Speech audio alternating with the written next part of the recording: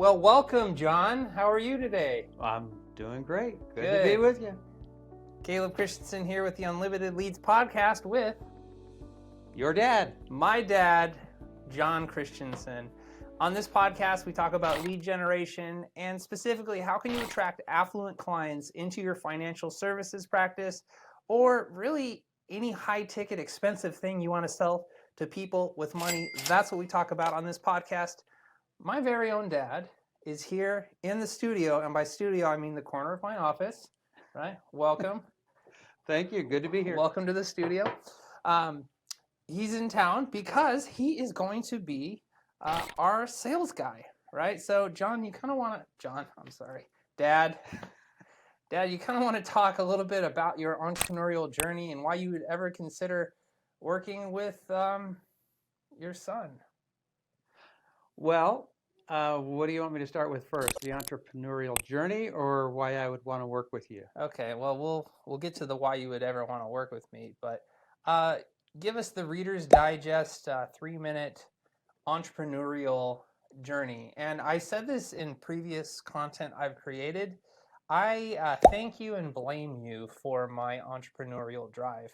If it wasn't for you, I would probably be happily slaving away in an institution right now, waiting for retirement. But no, you showed me what it meant, really, to build your own thing, be an entrepreneur, build a business.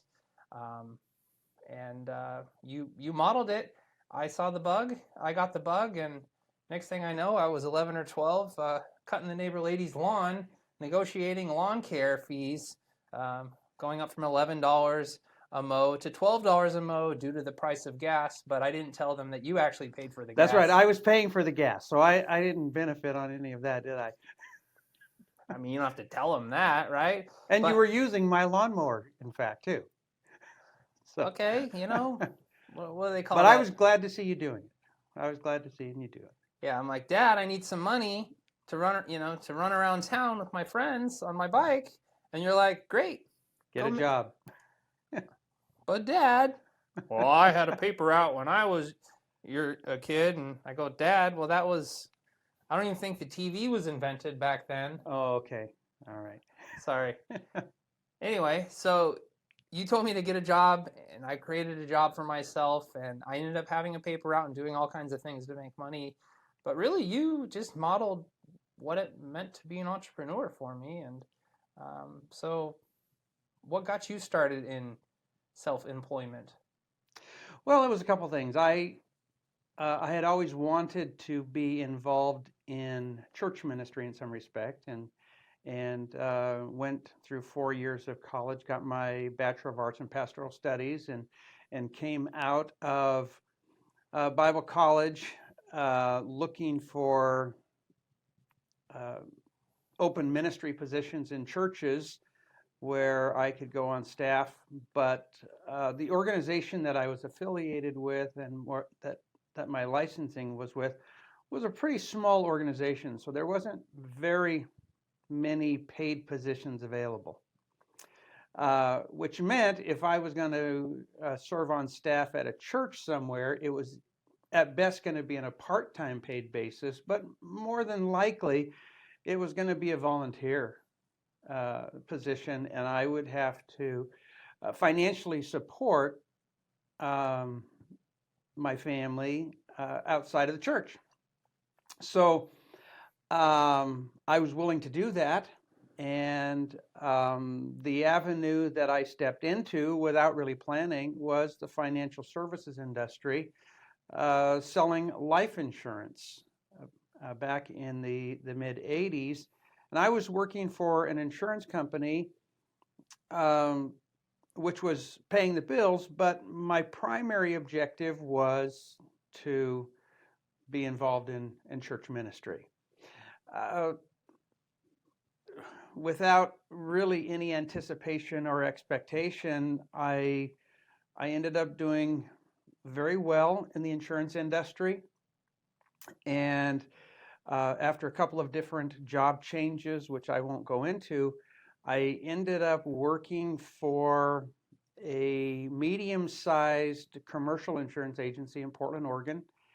And worked my way up from just an insurance producer in the office to managing their financial services division. And after 5 years of being in that position, making a very good income, we were able to buy our first home. We had it built in Beaverton, Oregon.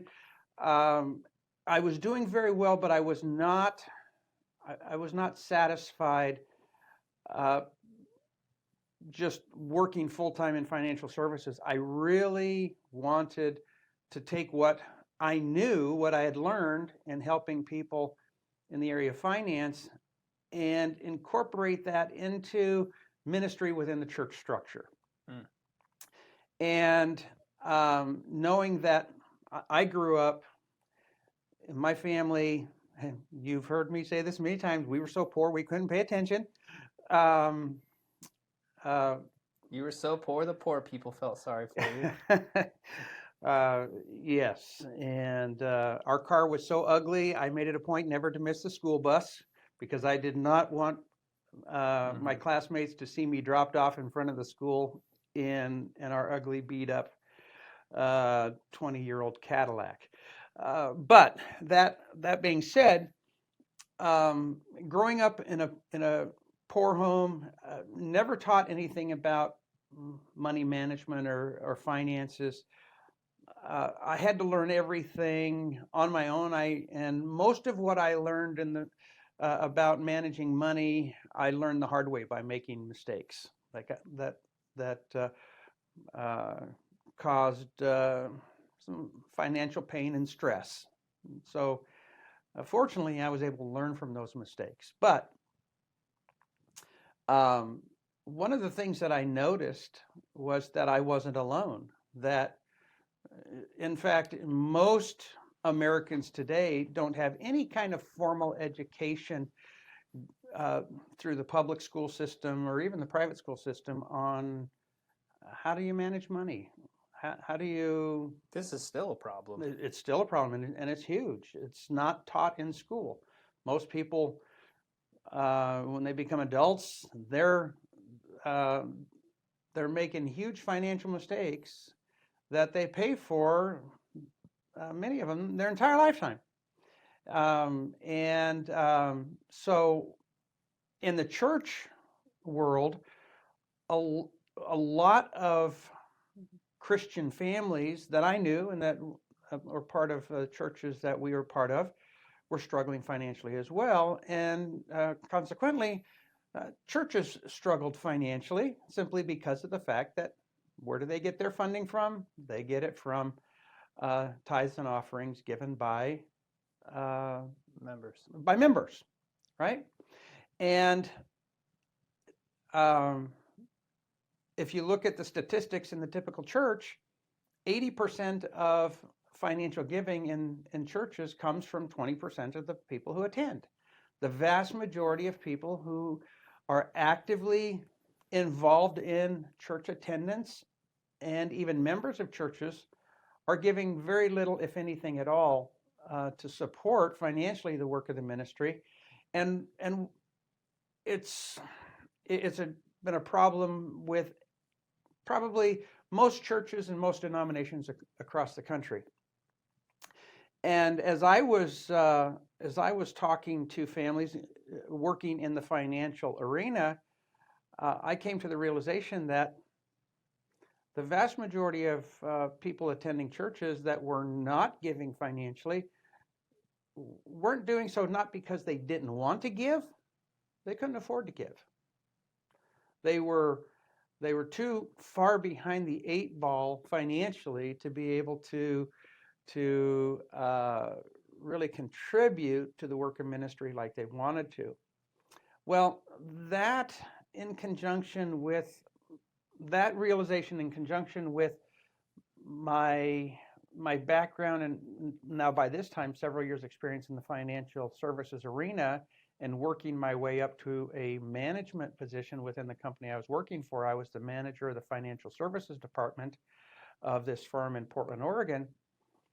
I got the idea of developing a financial seminar I called it Successful Stewardship Seminars, that really focused on teaching Christians primarily, because I did that within the context of the church environment, teaching Christians who valued biblical principles, what the Bible taught about handling money, and using practical, wise financial planning tools and strategies, they could get their financial house in order. They could learn how to develop and live on a practical budget that really worked for them, that helped them manage their cash flow, helped them learn how to get out of debt in a relatively short period of time, anywhere from 7 to 10 years, depending on their scenario. How to save money on things such as insurance, where the average family spends probably double what they should for various types of insurance that we have to buy, which is required by law or contract if you're a homeowner. And so I put together a seminar that I could take 2 different churches, teach that seminar to the congregations, whoever wanted to attend. And then I took it one step further, because information is great, right? But information does you absolutely no good. There's no value to you unless you can assimilate that. And you can take that information, whether it's from a video or from a webinar or from a book or whatever the wherever you're getting that information, and be able to assimilate it into your situation so you can see how it's going to work for you and be able to put it into practice. So I thought, how do we do that? Well, we do that by not only teaching the principles that I developed in my seminar to the congregation in a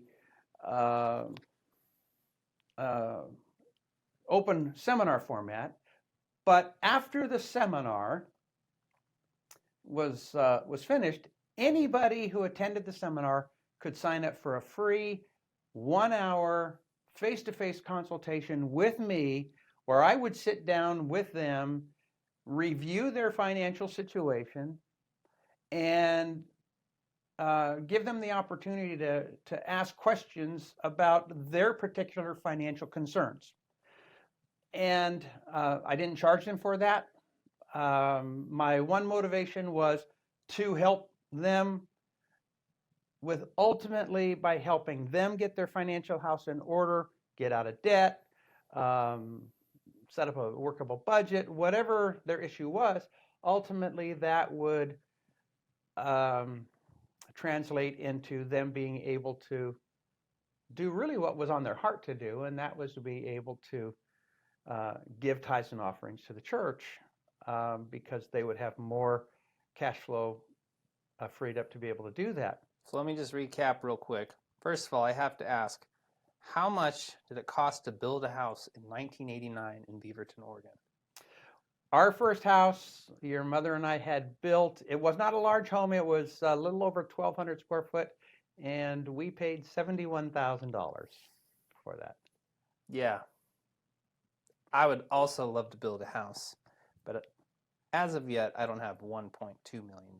So prices have gone up a little bit. So anyway, that's a side note. I'm sure many of you are wondering, how much did it cost to build a house then?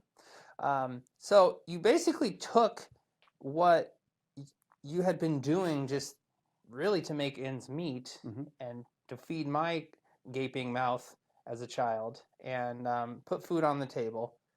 You took something to make ends meet. You saw a need in a specific niche, which is the church. You saw that your products and services could serve this niche, we will call it, right? This is a marketing podcast. And then you developed a presentation, which, were you just up there just pitching the products and services? Was it a 3-hour pitch fest? No, the seminar was really, and it ended up when it was all said and done, it was a 4-hour seminar that I would do in one of two formats, either 4 hours on a Sunday afternoon, typically starting at 2 o'clock and ending at 6 o'clock, or we would do a 2-day format where I would do 2 hours on Sunday in the afternoon and finish up 2 hours Monday evening. The way I structured the seminar and the material that I developed in the workbook, somebody could come to the seminar, purchase the manual that I had because I had developed it in a way that was very user-friendly and that was very practical. It was a very quick read for anyone who is a non-reader, and I designed it that way because most people are not readers. Not that they can't read, they just don't want to spend a lot of time reading, especially on material that they're really not interested in. And how many people are really interested in reading financial material? Not many.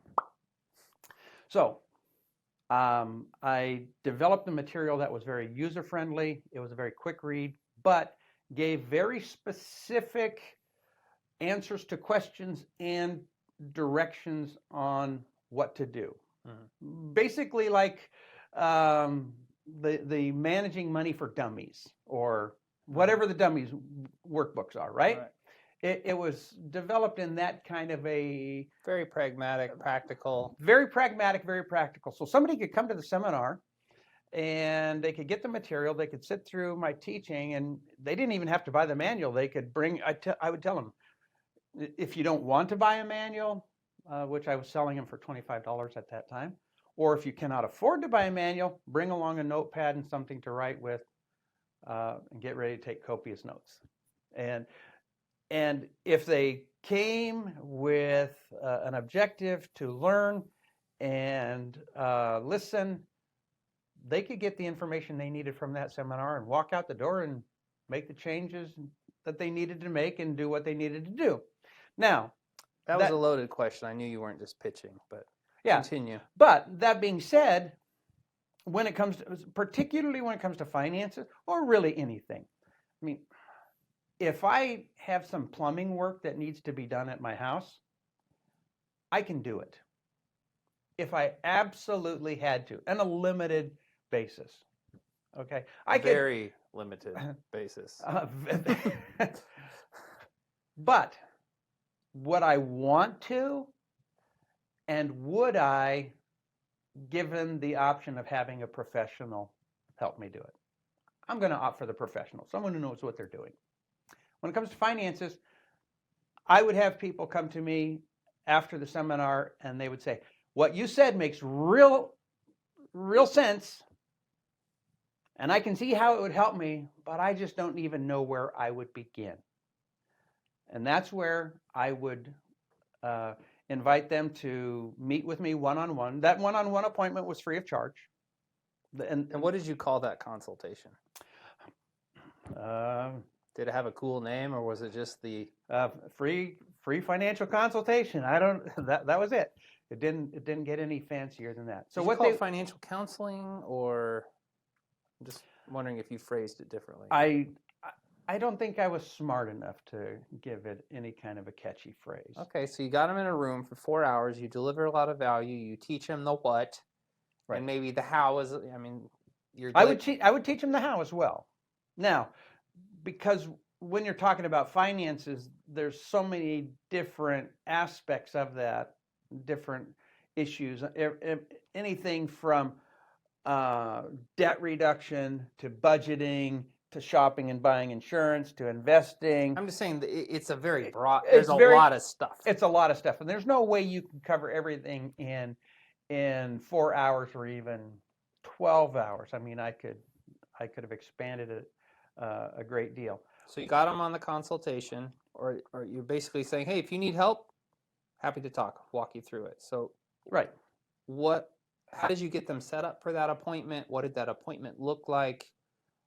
Walk us through that process. Yeah, good question. So at the conclusion of the seminar, I had a sign-up table at the back of the church, and typically the church secretary or volunteer would be back there with a schedule that appointments that started the next day. at 9 a.m. and appointment time slots were scheduled every hour on the hour.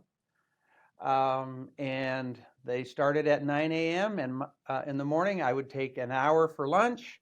And my last appointment time slot started at 7 p.m. So for me, it was a very long day.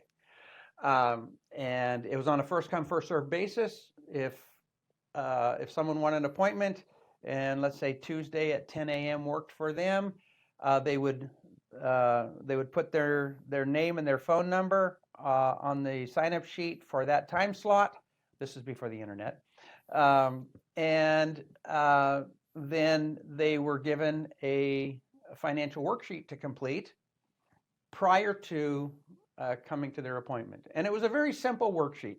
The front page, the first page was basic information on their information, name, date of birth, what their income was, number of dependents. Did I say what their income was? What their gross income was, what their net income was, what their assets were. Okay, the basic information you needed to conduct a efficient.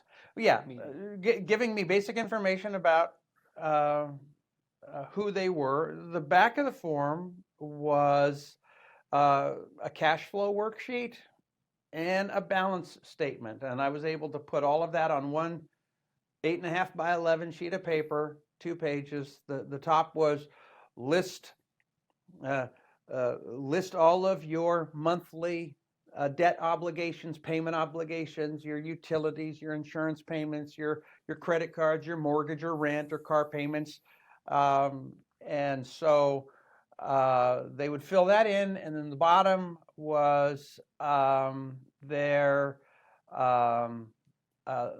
liabilities, how much their debt was. And so when they came to the appointment, they had that completely filled out, and we started every appointment the same way. They would hand me the worksheet, and I would ask them, why are you here? What questions do you have that are most important to you that I can help you answer, and how can I assist you? And I did that full time for 10 years. I have documented over 20,000 hours of financial counseling appointments. Wow. During that, I didn't know that. During that 10 years. And I got to be pretty proficient at reviewing financial statements, the brief financial statements, and helping people. So what I would do is I would be able to review their financial worksheet and let them initiate the conversation with whatever questions were of most importance to them. I would address those questions, but if there were areas that I saw in their financial statements that I had questions or concerns about, I would address those and point out things that they could do to better their financial situation. And thoroughly enjoyed it. Like I said, I did that full time for 10 years. I have over 20,000 hours documented of financial counseling appointments, and found that it was a great benefit.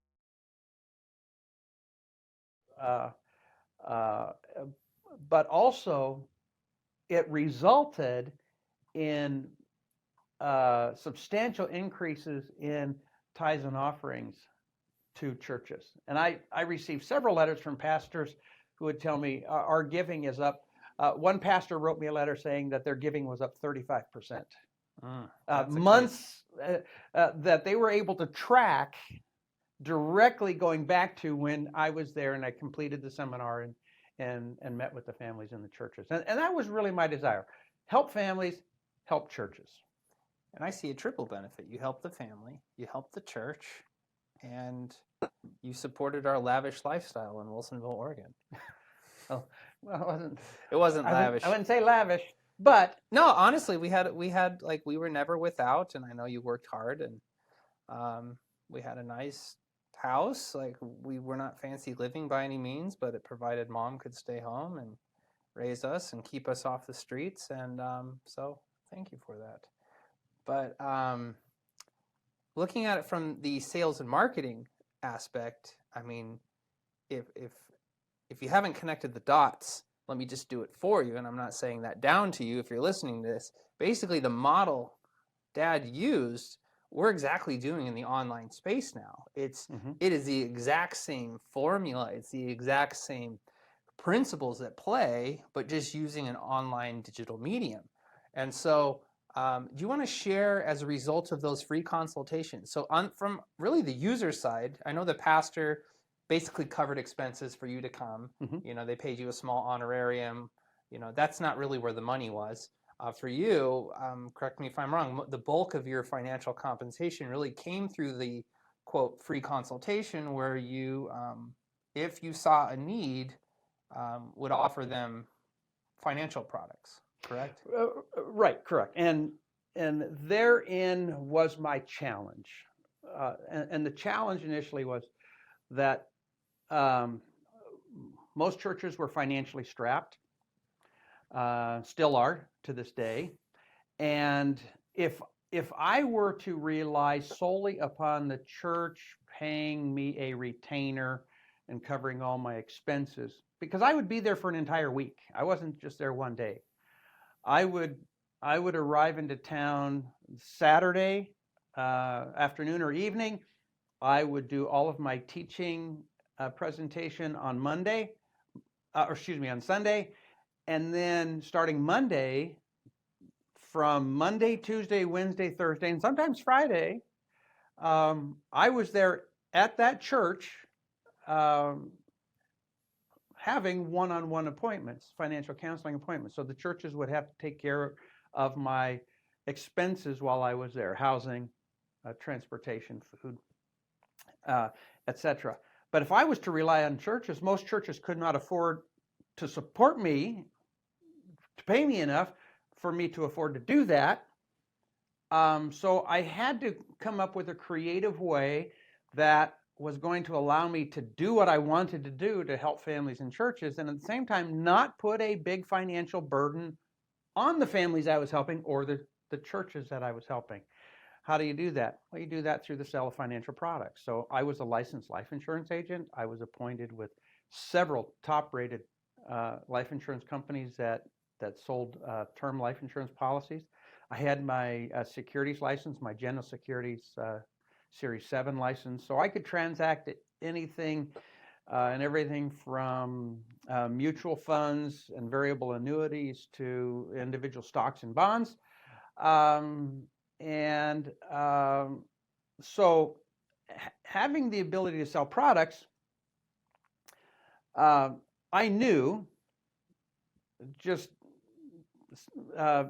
because statistically I did the math, that out of every 10 families I sat down with and offered a consultation to, 7 out of 10 of those families did not have a need or a desire to talk about any kind of financial products at all. However, 3 out of 10 would have it and a desire to either shop for term life insurance, and I taught a very, very cost-effective approach to shopping for and buying the right amount of life insurance and how to get the best deal on life insurance. At that time, I had access to 150 term life insurance companies in my database that I could shop.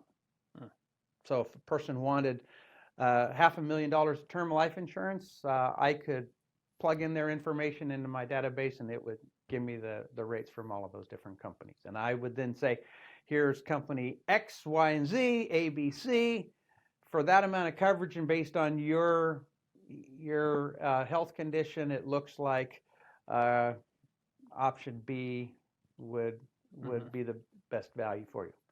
And if they purchased that through me, I earned the commission that paid my expenses.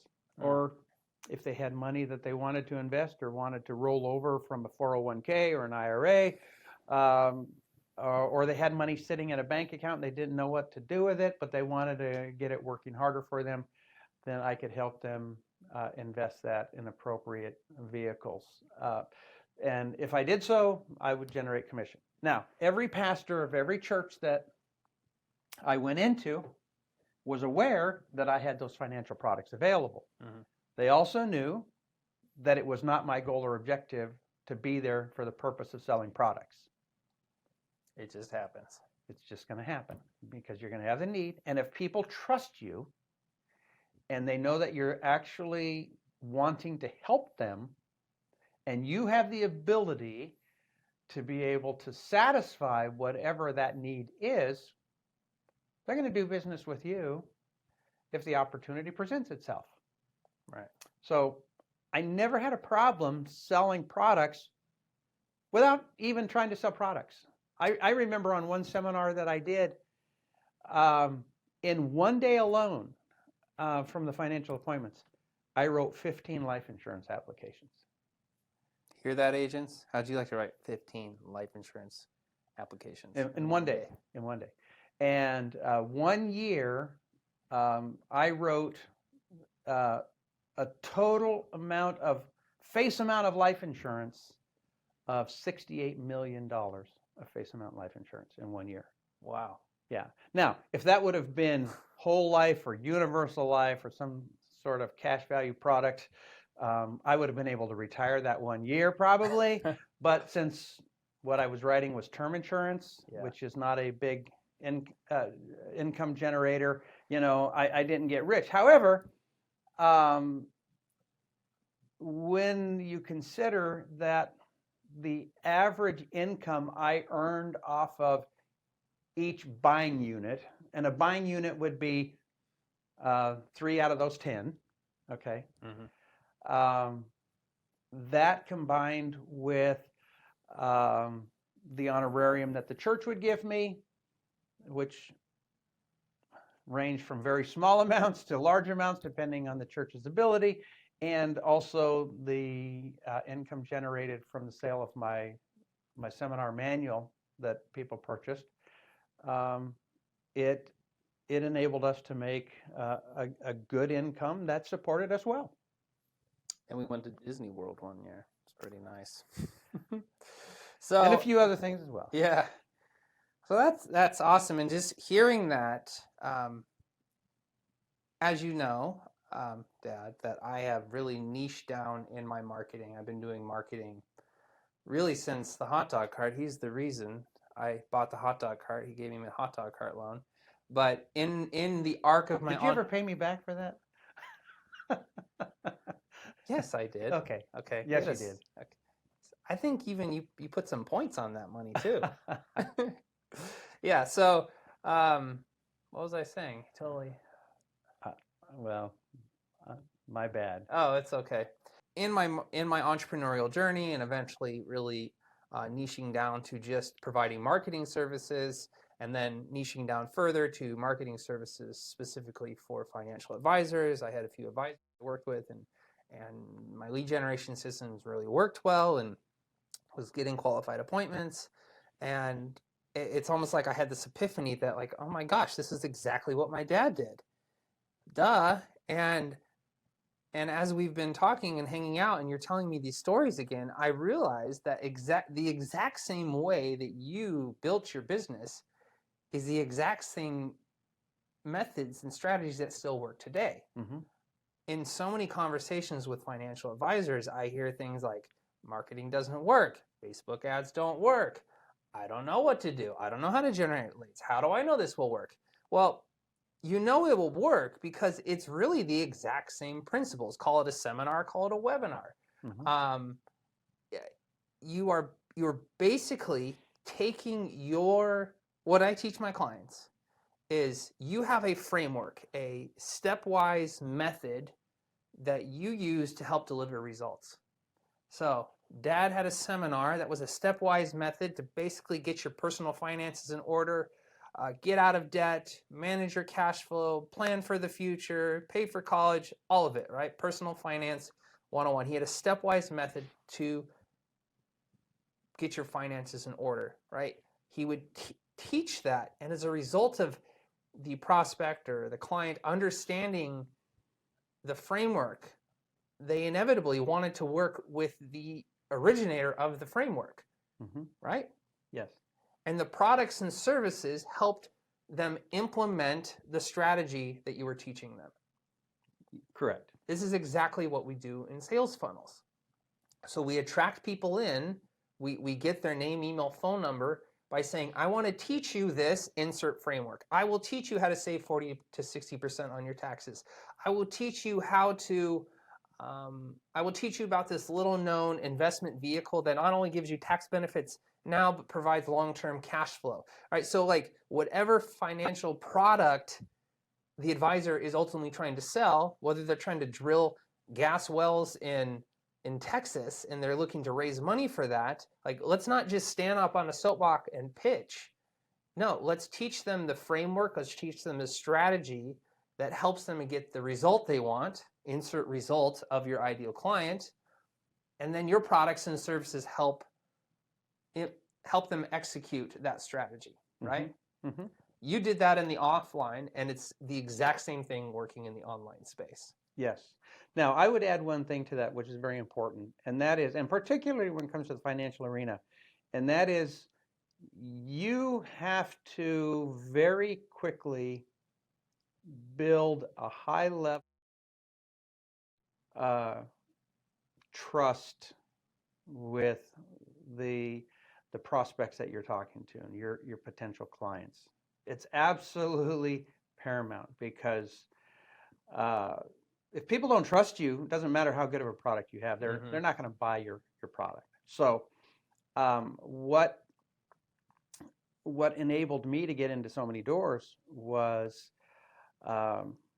building a high level of trust and being able to tell a very compelling story to prospective clients about the services that I provided and how it helped other churches and other families.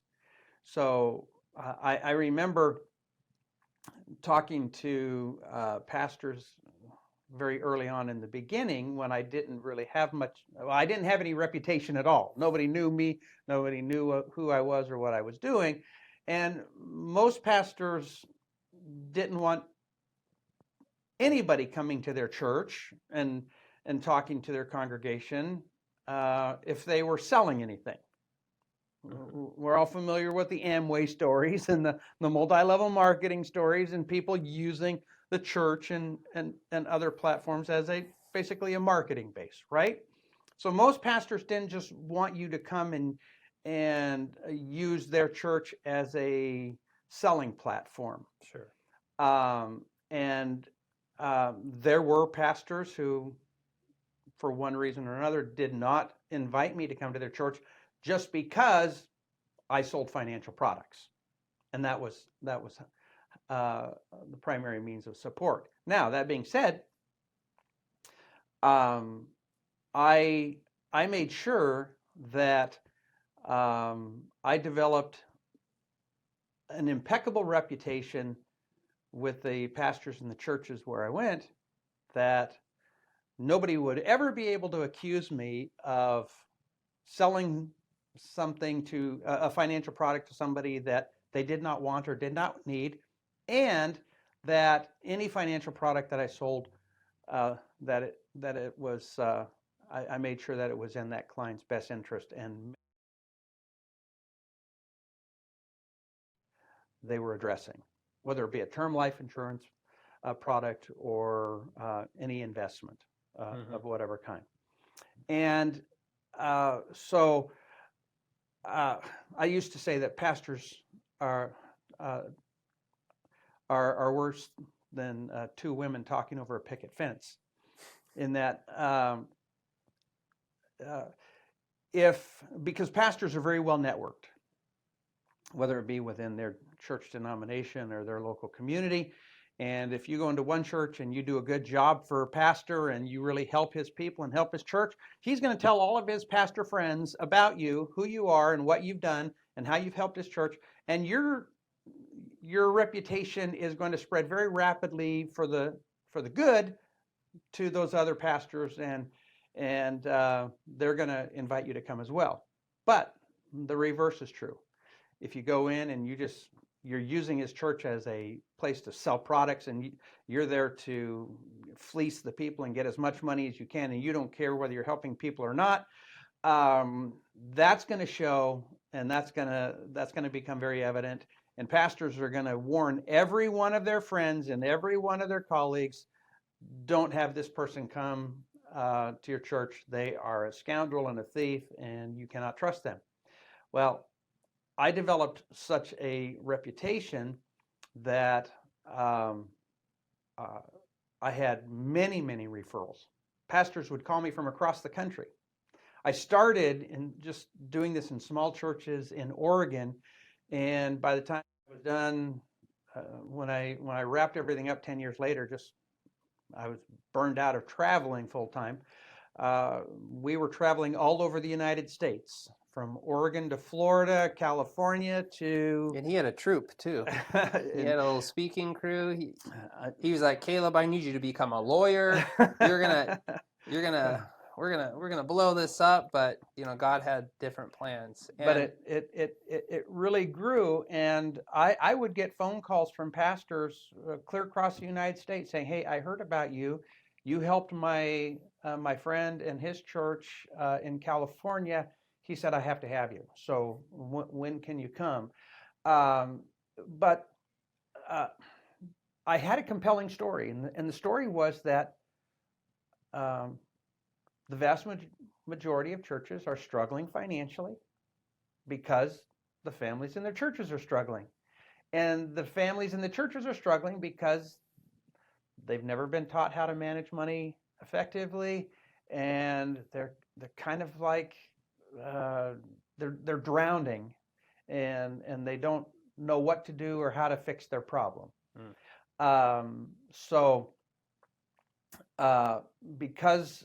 Because churches are in that kind of financial situation and families are in that financial situation, I came in with a solution. And the solution was, not only are we going to teach principles that are going to help the families in your church, but I'm going to go one step further, and I am going to make myself available free of charge to meet with anyone and everyone in your church who attends the seminar to help take the information that they learned in the seminar and practically apply it to their specific situation.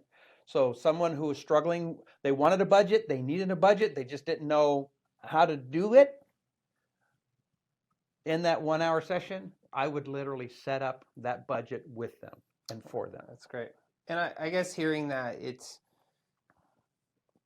kind of distilling the wisdom from it. This isn't a flash in the pan, quick way to make money or sell snake oil. It's, if you have something that can help people, right? I mean, taking advantage of people, it can work, but it's a short-term strategy. It's going to come back and bite you. So having something where you're ethically helping people, you have a framework that truly serves them and can help them achieve a result, whatever that is, in the financial services. If you just teach them and lead with that, it can create all kinds of opportunity on the back end, referrals and written business. Right. And we got to wrap up here, but this exact same, really what my dad did in the offline sense, this is what we're doing at Funnel Flow Marketing and our sub-brand Funnel Flow Financial, is creating these lead generation systems that are built upon this foundational framework. How do you help deliver results?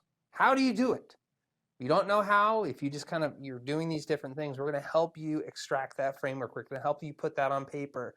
We're going to help you help distill your best case studies and testimonials and put this into a system. So much like Dad had the live seminar, we're creating automated on-demand webinars and lead pages and sales pages and automated emails, and basically everything he did in the offline, we were putting in the online into a turnkey package. And because of Dad's extensive history and just some different changes in him and Mom's life, he's actually partnering with us, and he's going to help bring on new financial advisors. I hate calling you a sales guy, but I guess you're going to be a sales guy to bring on and onboard and help support and mentor financial advisors, really to do the same thing he did in the online space. So, Dad, I've got something for you. Okay, a little gift. Oh, wow. Okay, a little gift. So because you are officially coming on board, the Funnel Flow team, to help advisors take their advisory to the next level, I used the company credit card, Billy. And when I was at the air show, Dad's a big military aviation junkie. Got you this F-35. Oh, wow. Wow. So it's an F-35 print. We bought at the air show, and that's the squadron. So this is the squadron. What is it? VMFA 122. This is the current Marine Air squadron. Group 13. Yeah, Mach Altus. That is their motto. This squadron goes back to World War II, and this is all the squadron. Their handwritten signatures. Had them write it out to John Fly Fast. Wow. You don't have to take this home and get this framed. We have a picture of them holding this. We're going to put it with it, and yeah, an F-35 flight patch. So That is fabulous. So That's this is awesome. going to go in your office, just as a way to, I don't know. I want an excuse to give it to you because I love you. But well, thank you. Well, that is cool? That is, yeah. That's more than cool. Yeah.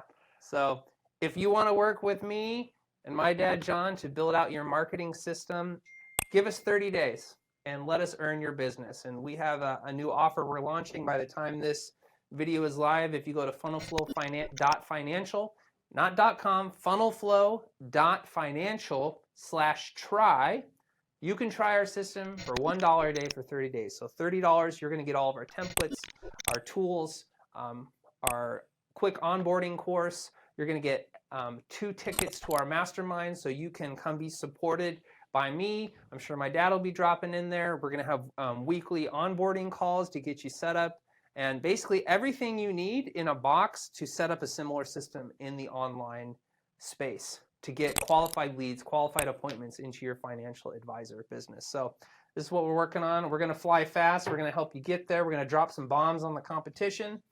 And yeah, so give us a try. You've got nothing to lose. And if you don't like it, if it's not for you, we will refund your $30 and we can still be friends. So go to funnelflow.financial/try, and Dad will give you the last words. Well, thank you. I look forward to talking with you and helping out any way I can. All right, that's it. Yeah.